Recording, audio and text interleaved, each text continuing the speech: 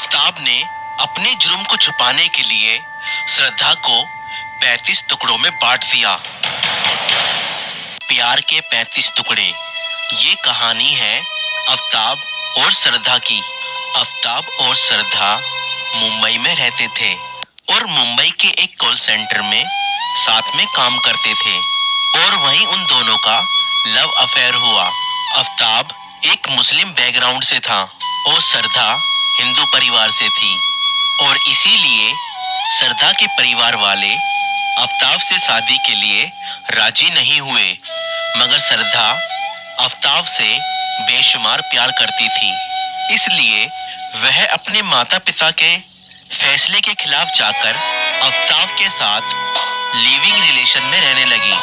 मगर श्रद्धा के माता पिता को उनका लिविंग में रहना पसंद नहीं था, इसलिए श्रद्धा और आफ्ताब दिल्ली में आकर रहने लगे और अब श्रद्धा आफ्ताब को शादी के लिए कहने लगी, मगर आफ्ताब हर बार मना कर देता था और बात को टाल देता था और ऐसे ही कुछ समय बीत जाता है। और अब श्रद्धा जब भी आफ्ताब को शादी के लिए बोलती तो आफ्ताब श्रद्धा से मारपीट करता और शादी के लिए इनकार कर देता था।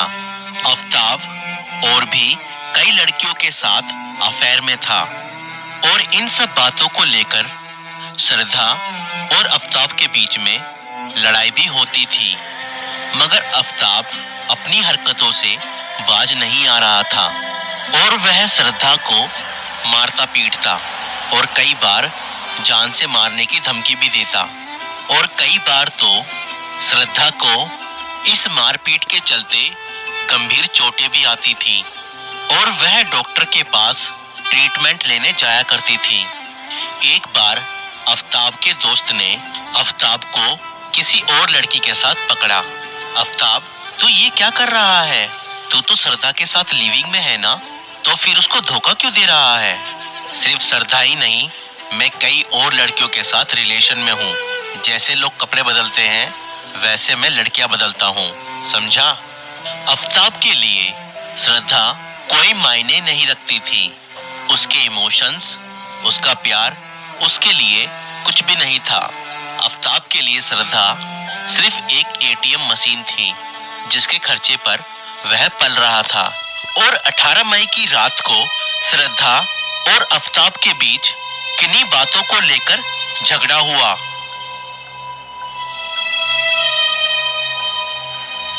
और उसने श्रद्धा को गला घोंटकर मार दिया।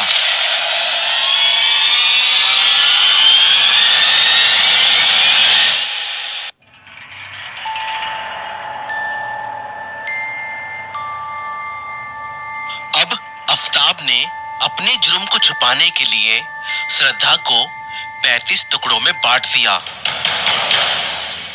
और फिर उसने श्रद्धा के शव के टुकड़ों को फ्रिज में रख दिया और हर रात 2 बजे उठकर श्रद्धा के शव के अलग अलग टुकड़ों को एक बैग में डालकर उसे जंगल में ले जाकर फेंक देता था।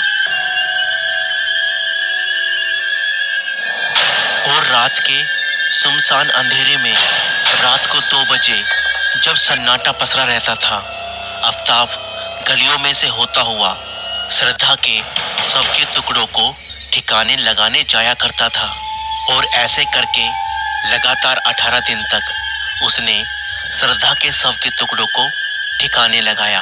अब श्रद्धा का आखिरी टुकड़ा बचा था जिसको आफ्ताब ने अब तक संभाल कर रखा था और हर सुबह उसको देखा करता था और उसने उस टुकड़े को लिया, उसका मेकअप किया, शादी शादी शादी। और आफ्ताब ने श्रद्धा के उस आखिरी शव के टुकड़े को ले जाकर जंगल में फेंक दिया। 6 महीनों बाद श्रद्धा के दोस्तों ने श्रद्धा के फोन ऑफ होने की खबर उसके पिता को दी और श्रद्धा के पिता ने दिल्ली आकर श्रद्धा को ना पाने पर श्रद्धा के गुमशुदा होने की रिपोर्ट पुलिस स्टेशन में दर्ज की और आफ्ताब को गिरफ्तार करके उसे 5 दिन के रिमांड पर लिया और पूछताछ के दौरान सारी हकीकत पुलिस और श्रद्धा के पिता को बताई कि कैसे उसने श्रद्धा को मारा। और आज पुलिस इस मर्डर केस को सुलझाने में लगी हुई है। दोस्तों, क्या आपको लगता है अगर श्रद्धा अपने माता पिता के फैसले के खिलाफ ना जाती तो उसका यह हाल ना होता और वह आज हमारे बीच में होती? अपने माता पिता के फैसले का सम्मान करें और अपने माता पिता के फैसले के खिलाफ ना जाएं। कोई भी माता पिता अपने बच्चे का बुरा नहीं चाहते। कुछ दिनों के प्यार के लिए अपने माँ बाप के प्यार को ना भूलें। दूसरों से ज्यादा अपने माता पिता पर विश्वास करें। वह आपके भविष्य की चिंता आपके लिए आपसे ज्यादा करते हैं।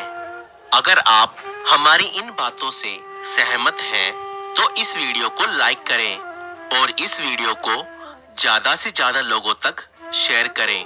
और आप इस विषय में अपनी राय हमें कमेंट कर सकते हैं। वीडियो पूरी